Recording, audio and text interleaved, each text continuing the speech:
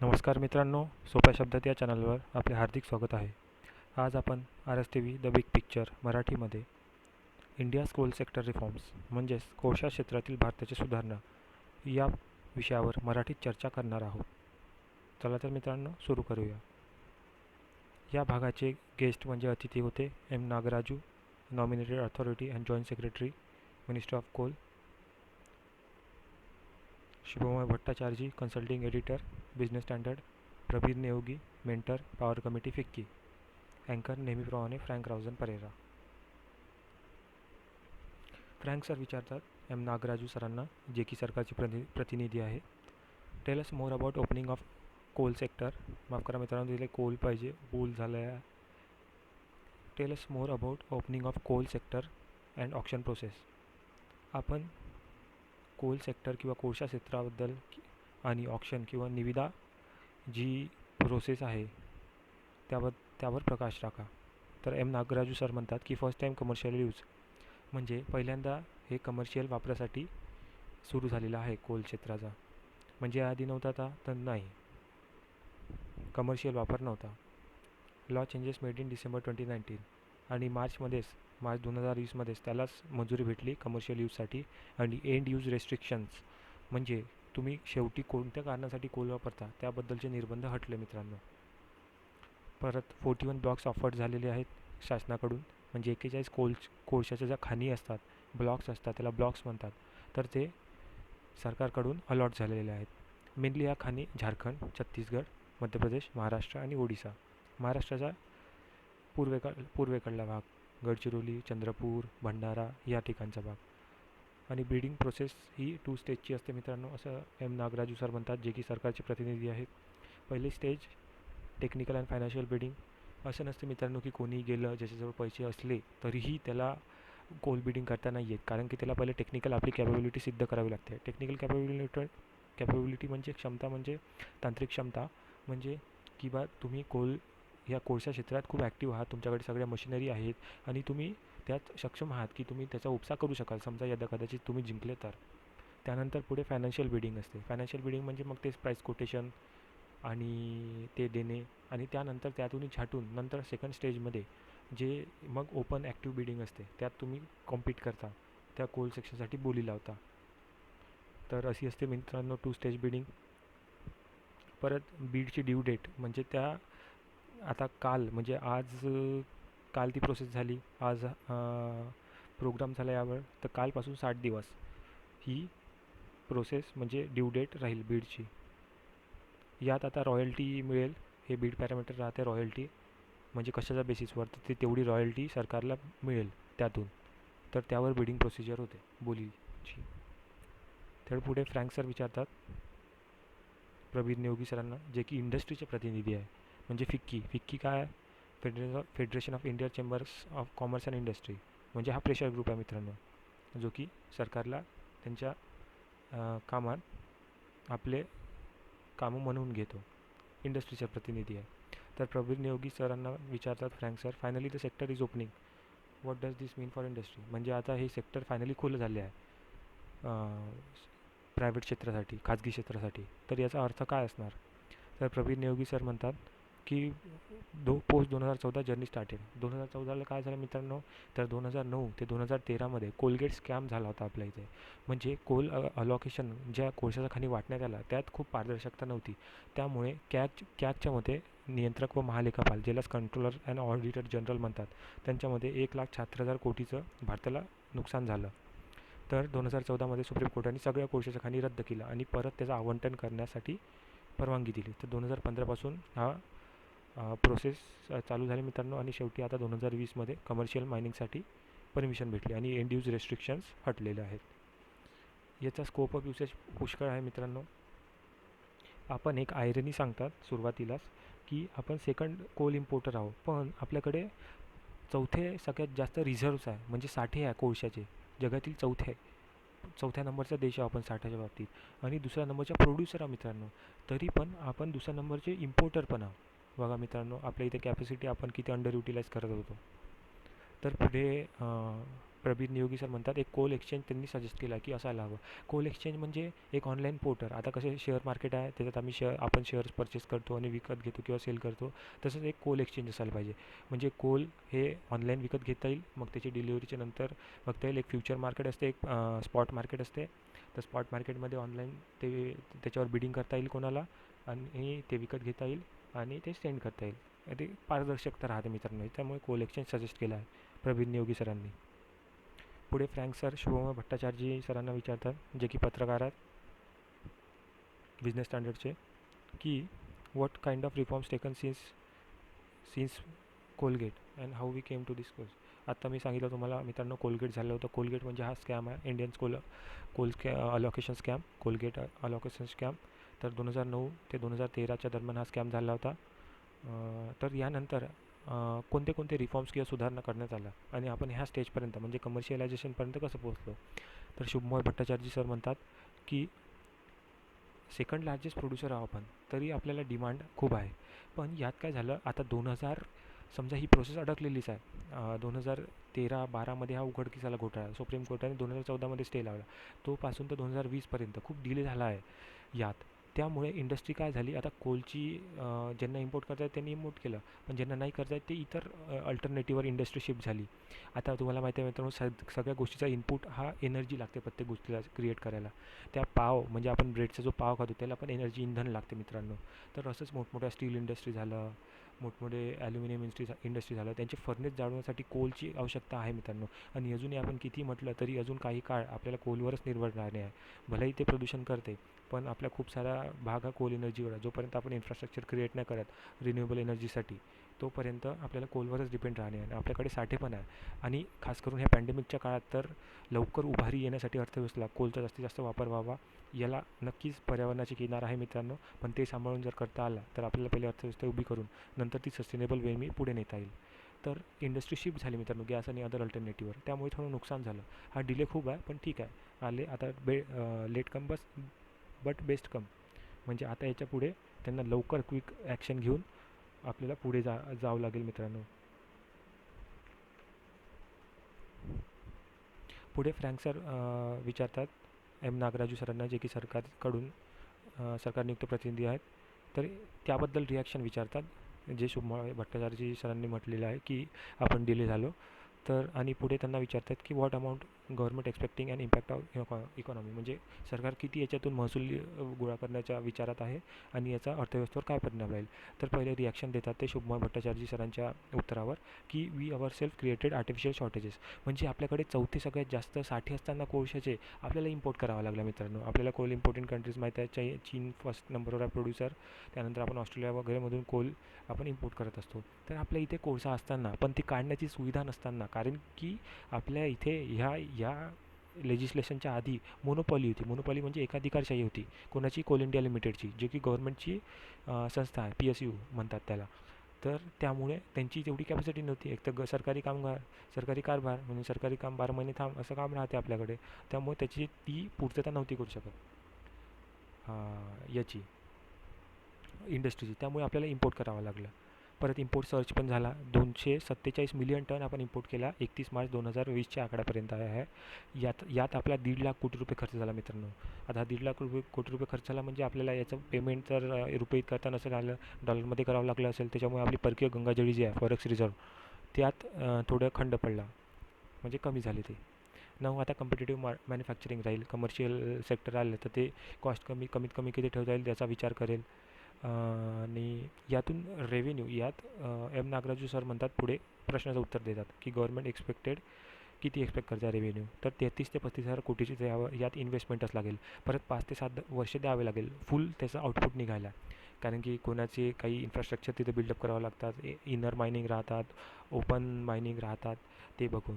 परत गव्हर्नमेंट 20,000 कोटी रुपये पर ॲनम म्हणजे प्रतिवर्षी 20,000 कोटी रुपये महसूल गोळा करण्याच्या याच्यात आहे. यात कोणते आल्या? रॉयल्टी, जे आपण आधी डिस्कस केलं, टॅक्स, कोल टॅक्स, सेस किंवा इतर पोल्युशन टॅक्स वगैरे लागतो तो, आणि डिस्ट्रिक्ट मिनरल फंडात जो पैसा जातो ज्या डिस्ट्रिक्टमध्ये माइन्स आहेत त्यांना. हा नक्की स्टेट रेव्हेन्यूमध्ये जे स्टेट्स आहेत मिनरल स्टेट झारखंड, ओडिशा, मध्य प्रदेश, छत्तीसगड यांना नक्कीच फायद्याचं ठरेल, स्पेशली कोविड-19च्या काळात. कारण की आपल्याला माहीत आहे, आपण आधीच डिस्कस केलं मित्रांनो, की GSTमुळे सगळं केंद्रीकरण झालेलं आहे.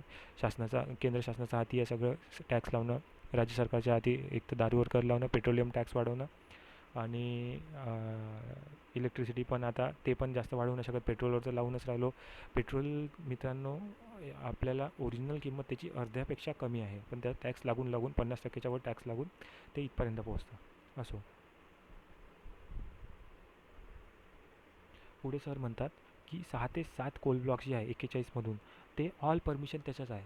आता कोल ब्लॉक्समध्ये परमिशन लागतात, त्याच्यात एन्व्हायरमेंटल क्लिअरन्स झालं, फॉरेस्ट क्लिअरन्स झालं, लोकल बॉडीकडून क्लिअरन्स झालं, पोल्युशन क्लिअरन्स झालं, इत्यादी हर प्रकारचे क्लिअरन्स लागतात मित्रांनो. त्यामुळे डिले होतो, म्हणून हा 5 ते 7 वर्षाचा कालावधी सांगितलेला आहे. तर त्याला ऑपरेशनलाइज व्हायलाही काळ लागतो मित्रांनो. तर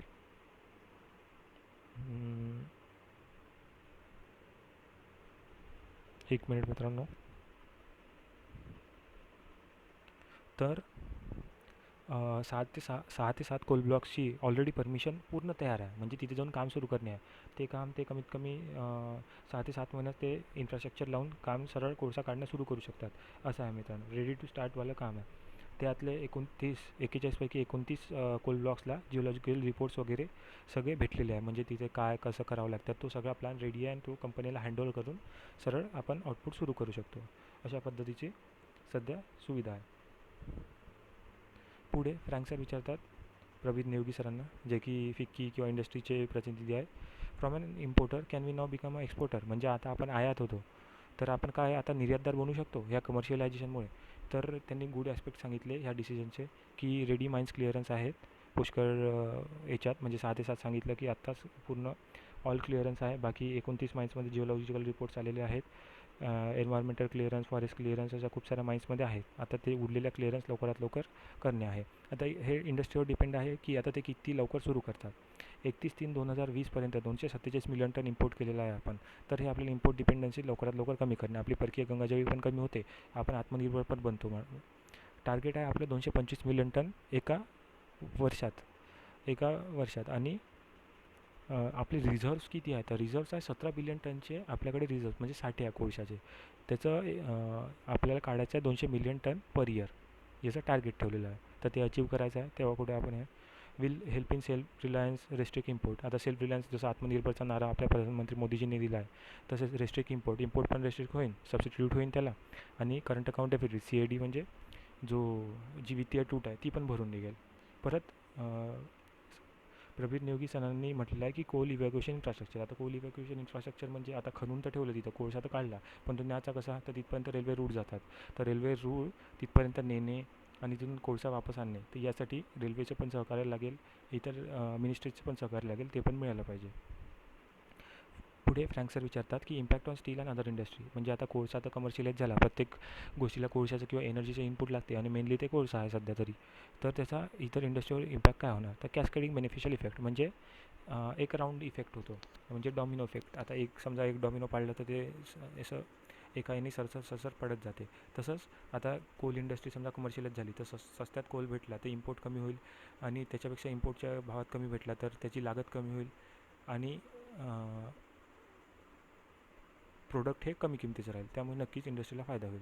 कॉशन त्यांनी असं म्हटलं आहे, कॉशन म्हणजे त्यांनी एक म्हटलं आहे की आतापर्यंत कोल इंडिया लिमिटेड जी सरकारी कंपनी आहे, याचं मोनोपॉली होती, म्हणजे एकाधिकारशाही होती, तर त्यांना आता जड जाईल, म्हणजे त्याबद्दल त्यांनी एक कन्सर्न व्यक्त केलेला आहे की कॉन्फ्लिक्ट ऑफ इंटरेस्ट होऊ शकतो. म्हणजे आता कमर्शियलायझेशन होते, आजपर्यंत तर कोल इंडियाकडे सगळं होतं, अधिकार होते, आता तर त्याचे अधिकार म्हणजे थोडे डायल्यूट झाले, म्हणजे त्यांना पण आता कॉम्पिटेटिव्ह व्हावं लागेल. परत एक रेग्युलेटरी अथॉरिटीची गरज त्यांनी सांगितलेली आहे.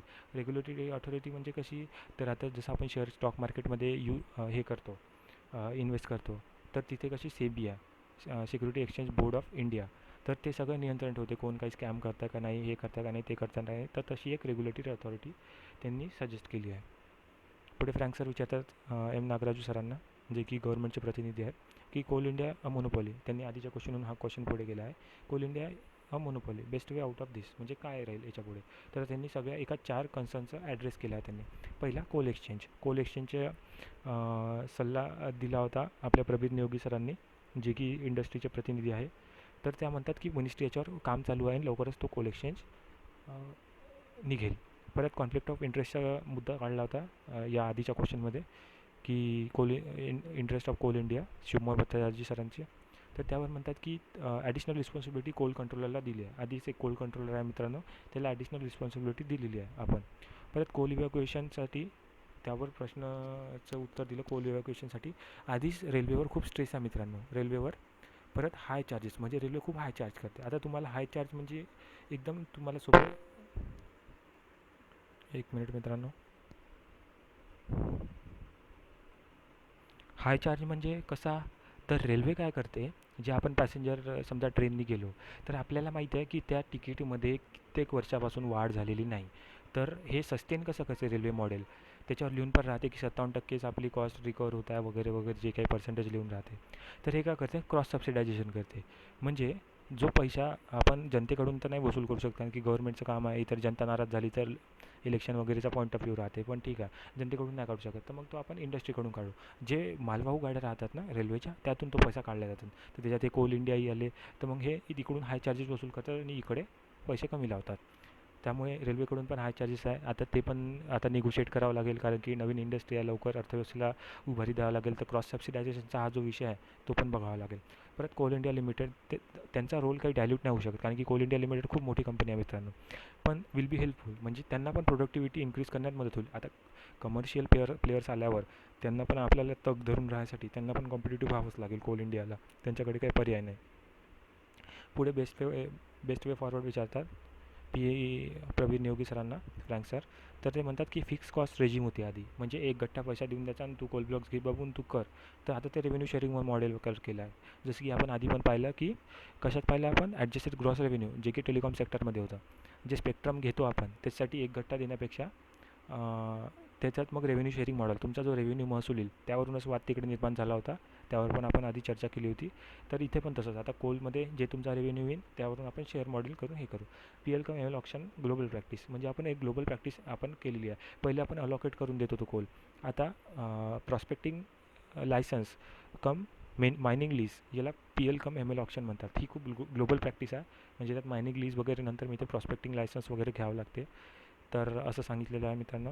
परत कोल गॅसिफिकेशन. कोल गॅसिफिकेशन म्हणजे एक समजा, आता कोल गॅसिफिकेशन ही अशी प्रोसेस आहे ज्यात आपण सायंटिफिक वेमध्ये एकदम नाही जाऊ, की ज्या खूप खाली कोल असतो, त्याच्यात आपण खोदून काढू नाही शकत किंवा अडचणी येतात. तर त्याला तिथूनच गड्डा करून एक बोरवेलसारखा तिथपर्यंत गड्डा करायचा आणि तिथं गॅस प्रोड्यूस करायची वरूनच, आणि ती गॅस एक्स्ट्रॅक्ट करायची सरळ सरळ. कोलपेक्षा गॅस, ती गॅस पण मग कोलसारखी, आता कोलचं काम काय, एनर्जी देणे, तर ती गॅस एनर्जी देईल. तर याला म्हणतात कोल गॅसिफिकेशन. आणि ते अंडरग्राऊंड केलं तर त्याला अंडरग्राऊंड कोल गॅसिफिकेशन म्हणतात. परत डीप सिटेड माइन्स ज्या असतात, म्हणजे एकदम खाली, तर त्यांच्या सर्वेक्षणासाठी वगैरे आपल्या टेक्नॉलॉजी आणि इन्व्हेस्टमेंट लागेल, असं प्रवीण नियोगी सर म्हणतात.